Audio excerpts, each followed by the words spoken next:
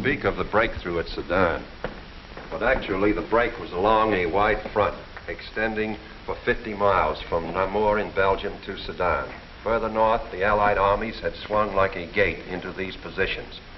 The German armies had swept over Holland, broken the line of the Albert Canal, and for all anyone knew, were preparing to smash against the Allied front with all their power. That was the situation, dangerous but obscure, on the evening of May 13th.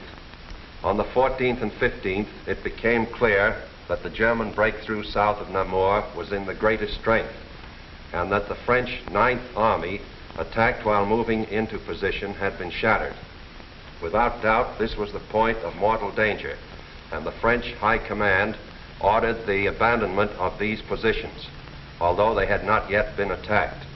Those positions were abandoned solely because of the situation developing along the Meuse near Sedan. In the meantime, the French 7th Army had been ordered to make its historic forced march far to the south into the area threatened by the rapidly advancing German spearheads. This army was not used to attack the German flank, but rather was used as a plug to restore the broken front. Throughout, the Allies had placed their faith not in offense, but in defense, and the defense was doomed to failure because it was confronted with an entirely new technique in warfare, the plain tank infantry team in action. The world was staggered by the speed with which the German armored columns moved. What was the secret that enabled armies to move so far so rapidly? The secret lay in the organization of the striking spearhead. Armored forces came first, closely followed by motorized divisions, which peeled off, forming solid walls. And through the corridor thus formed, raced the supply trucks to feed the ever-lengthening column. It was obvious that if the Allied situation was to be restored, the German column would have to be cut. On May 17th, General de Gaulle attacked the German flank and captured a few prisoners. But his light mechanized forces were like a pin pricking the side of a rhinoceros. A subsequent attack met with even less success. The means for a really successful counterattack against the German corridor simply did not exist. Where numbers of divisions were required, only handfuls of companies and battalions were available. A valiant attempt to cut the German corridor was made by a group of slow-moving British tanks just south of Arras. But lack of sustained striking power doomed this valiant unit to destruction. On May 21st, the German spearhead reached the channel port of Abbeville. Protecting their flank along the Somme, the Germans fanned out to the north and east. This was to be the perfect battle of annihilation. On May 28th, the Belgian army, compressed into a small space and weary of battle, laid down its arms. That left the desperate French and British defenders with their backs to the sea at the small channel port of Dunkirk. One of the greatest disasters in history seemed in the making. An entire British army faced annihilation. But out of the fog and the mist shrouding the channel came a strange armada of navy craft, fishing boats, pleasure yachts, anything that would float. The seagoing people of Britain had come to rescue their army. High overhead, British fighter planes fought the Luftwaffe to a standstill.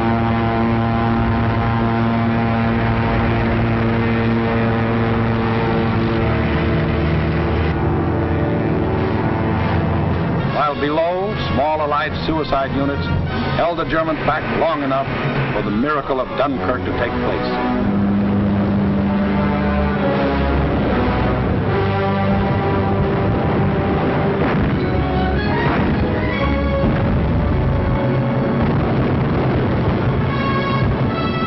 $211,500 British troops plus 112,500 French and Belgian were rescued. Over 300,000 battle-tested men, grimly determined to go back again with new tools, new weapons with which to blast the hated Nazis out of this world. For free men are like rubber balls. The harder they fall, the higher they bounce. Leading the British by this time was a man who had been bouncing all his life, Winston Churchill, who had tried for years to warn the world about Germany. Meantime, the situation that faced France was as nearly hopeless as a military situation can be. 2/5 of the French army was lost. There were fewer than 50 divisions left to defend a front almost 200 miles long, running from the northern end of the Maginot Line to the sea. And behind that thin front line, there were no reserves. The despairing people of Paris sent their children south, praying that some miracle would keep them from harm.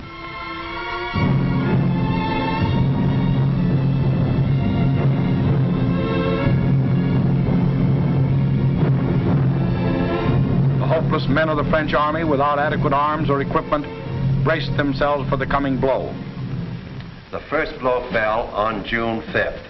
The French resistance was determined, but by June 8th, the left flank army had been shattered, and a general withdrawal was ordered to the line of the Marne and the Seine. On June 9th, the German main attack came. Within 2 days, the German armored and motorized divisions roared out into the open terrain.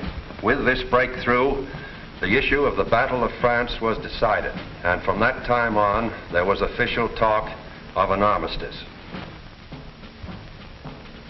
Now, what about the famous Maginot Line? Let's go back and take a look. On June 14th, the Germans launched 2 attacks against the Maginot Line.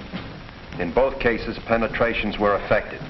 But we must remember that this was against fortifications defended by men devoid of hope. In the meantime, Mussolini, now thinking it's safe, sent his division racing across the border.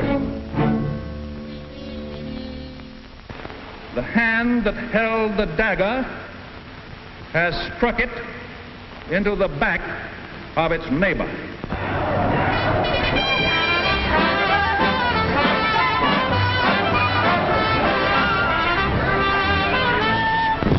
Organized resistance in France was no longer possible. The government faced 2 alternatives: retire to North Africa and carry on from there, or give up the struggle. France's leaders were old and tired, and the oldest and most tired was Marshal Pétain. Egged on by men like Laval, who saw in a German victory his chance for personal power, on June 16th, Pétain asked for an armistice. The news is carried to Hitler, who received this word of a great nation's fall in a characteristic manner. Also characteristic were his terms for the armistice. It must be signed in the coach where Marshal Foch met the defeated Germans in the last war.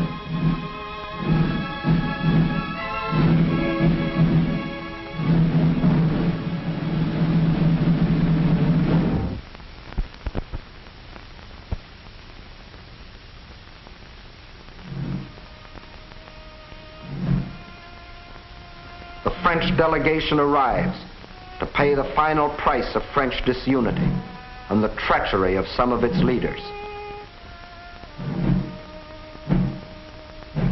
The final price, a price that for centuries to come, the French won't forget. More than 3/5 of their country was to be blacked out by a military occupation. The remainder was to be controlled by a French government acceptable to Hitler. A tax of 400 million francs a day was to be imposed on the French people to support the German army of occupation. Nearly 2 million French prisoners of war were to be taken into Germany and kept there as hostages, to work as slaves or rot of hunger, tuberculosis, or other diseases in concentration camps. Men deliberately and permanently separated from their families in order to decrease the French birth rate and thus eliminate France as a world power in future generations. French civilians, men, women, and children, must slave on farm or in factory for the Nazi master race, or starve. There will be a class of subject alien races. We need not hesitate to call them slaves. French children were to grow up on such inadequate food that many would reach the age of 12 before they grew new teeth. And for any attempts to protest against these restrictions, thousands of innocent French civilians would be executed. This was the price the French were to pay as they signed the armistice. And the master of the master race must go to Paris to tour the streets of what was once the City of Light. You notice no cheering crowds here to welcome in the new order.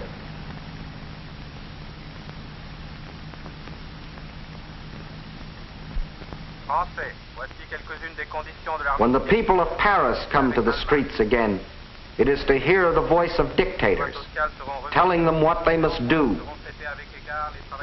how they must live, what they must say, what they must think, telling them how to be slaves. Gone is the Republic of France. Gone is free speech and a free representative government.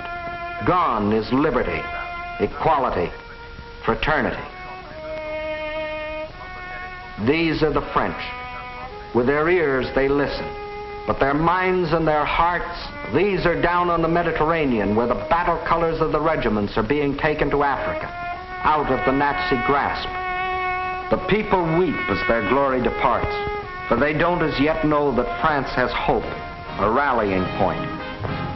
Charles de Gaulle, a soldier in the great tradition of Foch, is not surrendering. He will continue to fight, gathering about him loyal Frenchmen from all over the world to become the Free French Army, the Fighting French. Yes, the people weep as they watch their colors go, not knowing that 2 years later, those same flags would again be unfurled in North Africa, alongside the Stars and Stripes, alongside the Union Jack. Once more, their leaders, General de Gaulle and the famous General Giraud, stand united in the common cause with the leaders of their allies. Once more, the red, white, and blue of France is raised on high. For out of the ashes of the defeat and the humiliation of France, her soul has been born again.